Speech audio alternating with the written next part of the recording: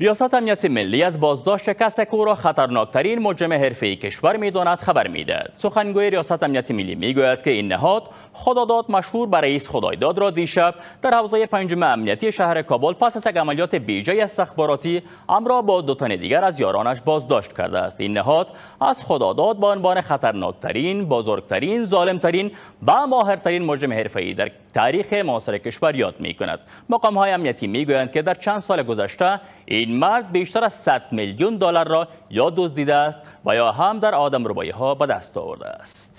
این مرد که گفته می شود سالها خواب بسیاری از بازرگانان و نیز شماری از شهروندان کشور را حرام کرده است، دیشب از سوی نیروهای امنیت ملی بازداشت شد. ریاست عمومی امنیت ملی میگوید که خداداد مشهور به رئیس خدایداد مسئول صدها رویداد آدمکشی، دزدی‌های مسلحانه و ده‌ها مورد آدمربایی در کشور شناخته شده است. این 2 مرد هم کسانی اند که دیشب با رئیسشان یکجا از حوزه پنجم امنیتی شهر کابل بازداشت شدند.